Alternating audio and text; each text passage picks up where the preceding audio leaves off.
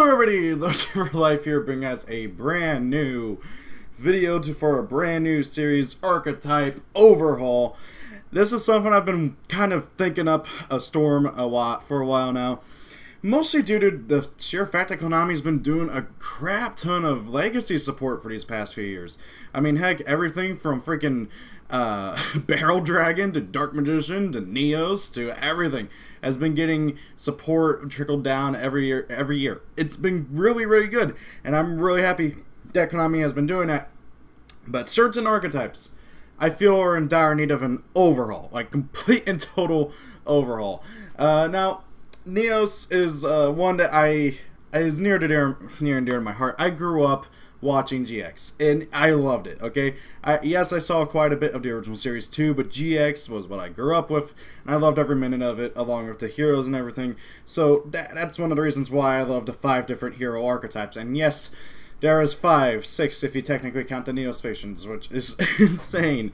But however, they're really near to my heart, but they're all just... yeah. I mean, like, Destiny Heroes are really good, and they're getting a Link soon, which is cool. And then Elemental Heroes have floated in and out of the fan base, and then Visions still only have 4 card, and Masked Heroes are relegated to extra deck only still, and it's annoying. But Neos has been getting a bunch of support lately, and by a bunch, I mean 2 cards. Hopefully there's more on the horizon, maybe. Same thing with that banlist Konami, get on that.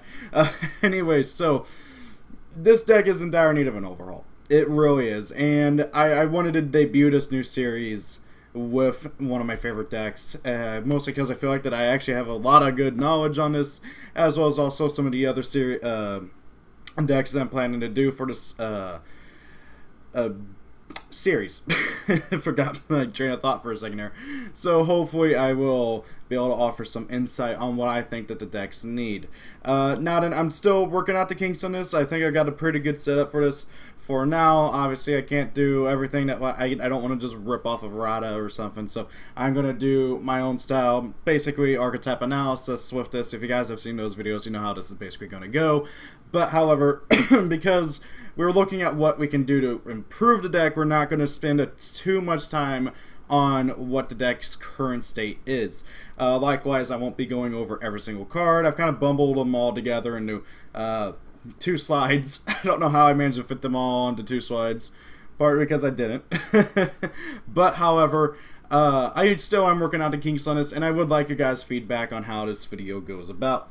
So without further ado, let's get on with the rest of the video. First and foremost, what the heck is Neos and Neo-Spacians? Well, the deck is, technically speaking, the second deck of Jaden. And by that, I mean, he just basically shoved it into his old deck and called it a day. Obviously, that would never ever work in real life, but hey, it's anime, whatever. The really cool thing about the Neo-Spacians in themselves is that they were designed to be just generic support for heroes, although you could feasibly use them as generic support for any archetype. Do I recommend that? No. But, however, that was what their design was to be. That being said, they don't work too cohesively as an archetype themselves, and, again, are just made to be having generic random effects to be used in tandem in other archetypes. Likewise, they have a wide variety of types, attributes, and effects, and they also have a sub-archetype called the Chrysalis, and that's terrible. I'm not even going to touch it. Nobody cares about the Chrysalises. We're not even going to bother warning about them. Just imagine they never existed and were anime only, because let's be honest, they really should have been anime only. As cute as baby versions of the Neo-Spacians are, I'm going to be honest, they are adorable, but they are not good in any feasible way or manner. So, moving on. What's their general playstyle? Well, they are contact fusion based. The idea was that, oh, you don't need to worry about polymerization, and therefore you don't have to worry about dead drawing a card or dead drawing other cards. The biggest issue with this idea, though, was that you got to get everybody out on board, which obviously they have improved immensely on since Neos's debut. I mean, we got Gladiator Beast, which are contact fusion in almost the exact same manner, but much better for a variety of reasons that we will get to here shortly. And then they improved upon it even further with Ritual Beast. I'm kind of scared to see what they will do if they ever revisit contact fusion with another archetype in the future. But other than that, the deck doesn't really have much of a play style. It has a lot of beatdown with varied effects, but nothing else really is going for them. They have mild control effects too. I mean, that's really about all that they have really going for them. Some control, mostly just beating down with big boss monsters, which I'll be honest is like most anime decks, but they really could have had more going for them. Now then, this is most of the good cards. There are some others out there that aren't the three main things, but however, this is most of the good cards. So you got Nebula Neos, who just came out. He is an amazing fusion and is quite honestly the best of the Elemental Hero fusions. And then you got Contact Gate, which came out in Cybernetic Horizon.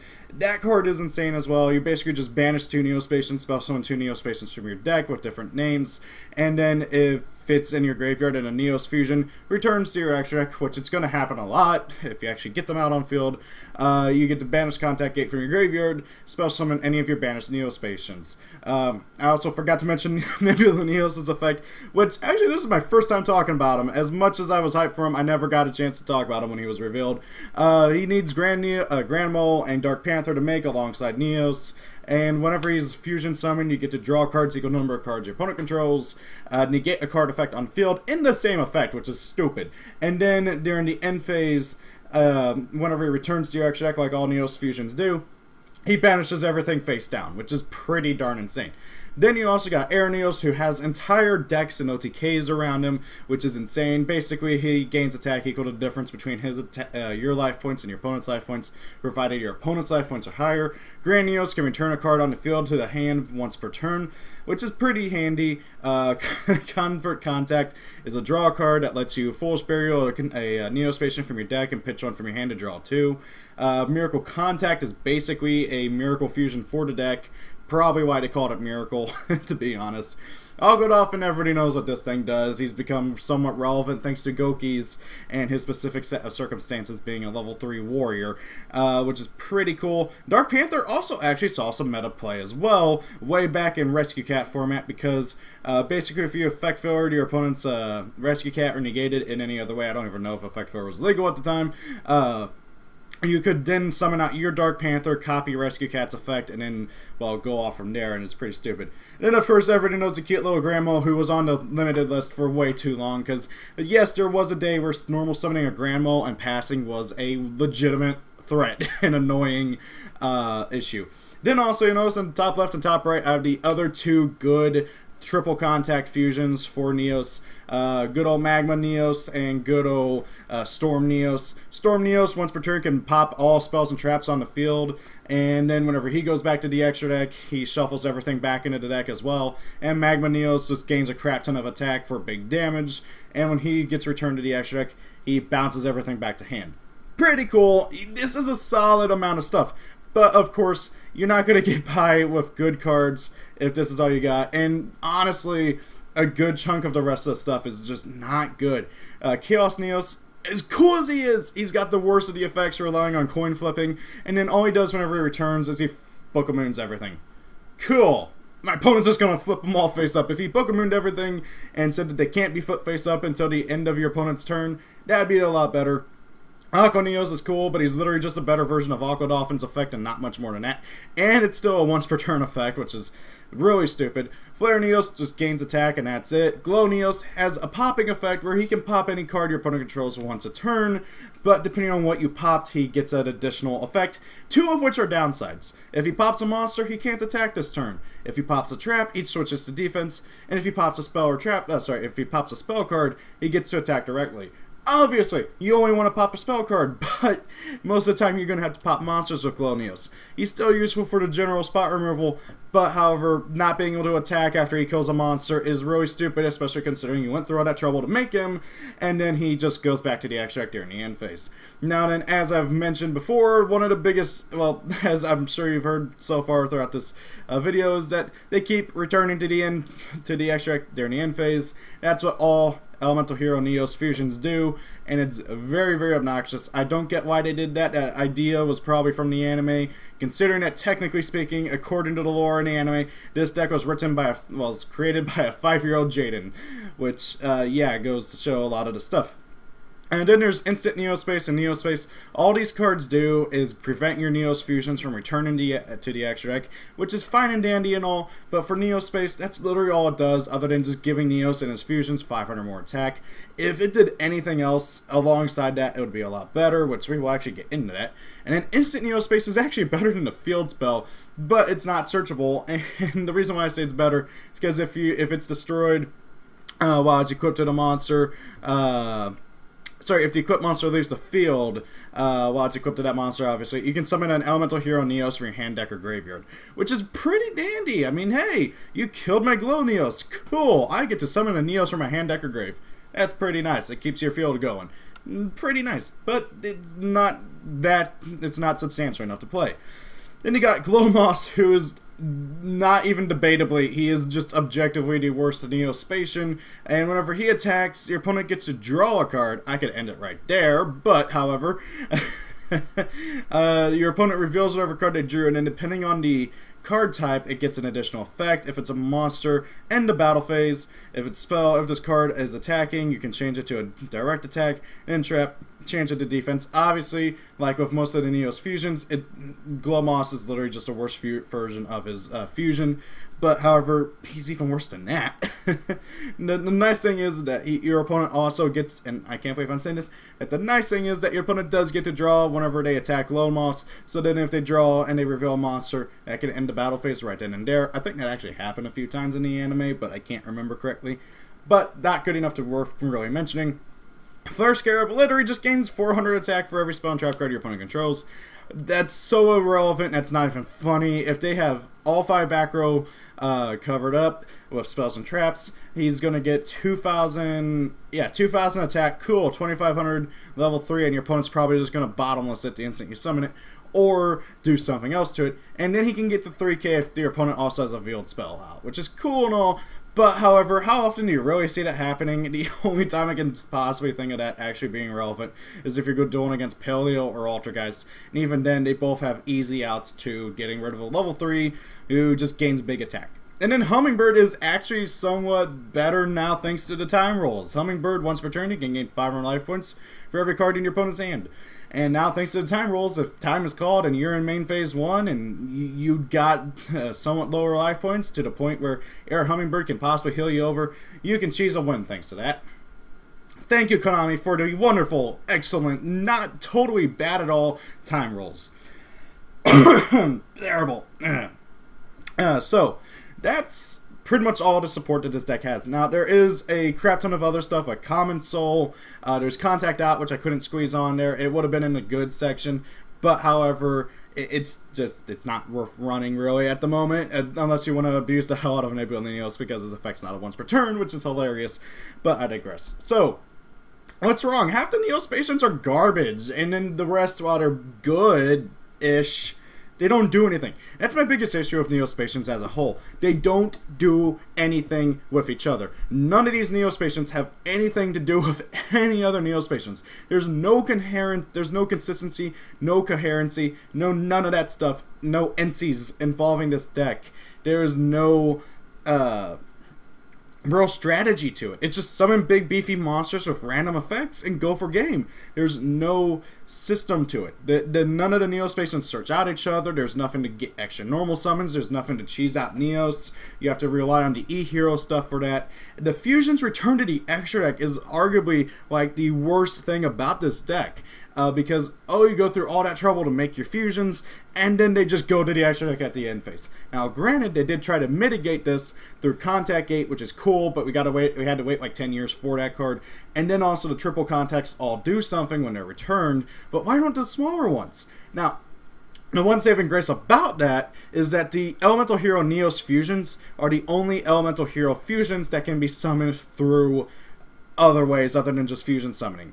And what I mean by that is if you look at any of the elemental hero fusions, and heck, most of the masked hero as well, I think the only other ones that don't have this clause on them is the Destiny heroes, and I'm not even sure on that, is that almost every single one of them, except for the elemental hero fusions for Neos, say this card cannot be special summoned except for fusion summon, which has always been one of my biggest pet peeves with the non-Neos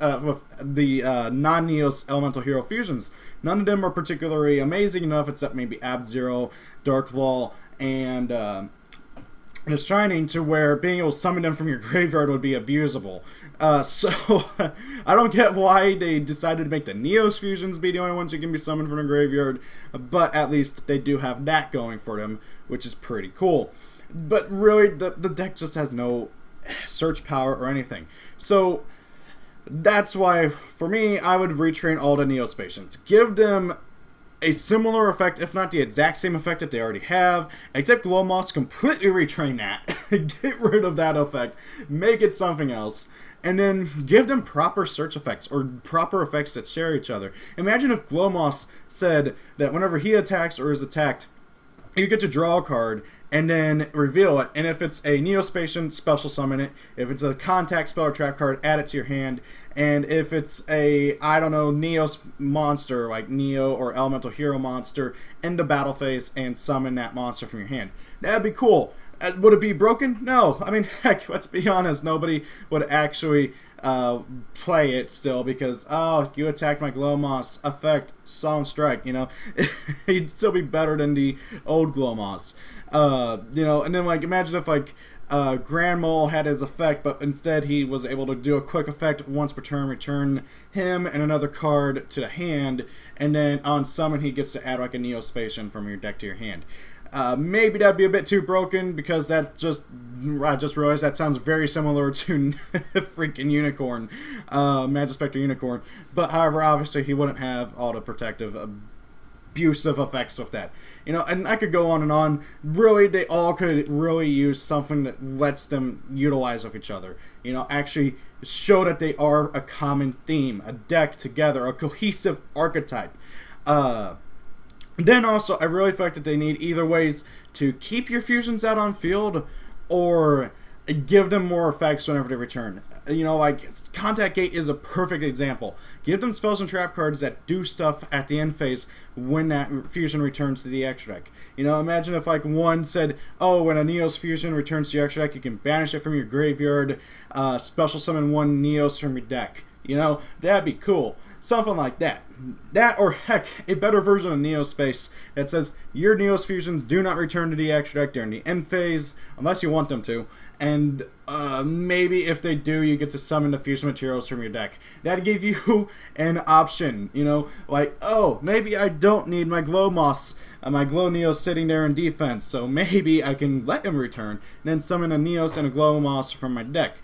That still wouldn't be the best in the world, but hey, it'd be better. And then maybe give the freaking field spell some protection too. You know, something that makes it so it can't be destroyed or banished. Maybe that's a bit too much. By your card effects. How about that? By your card effects. Cannot be destroyed or banished by your card effects that way, so you can still have it on the field and make use of Nebula and Storm Neos to be able to do stuff.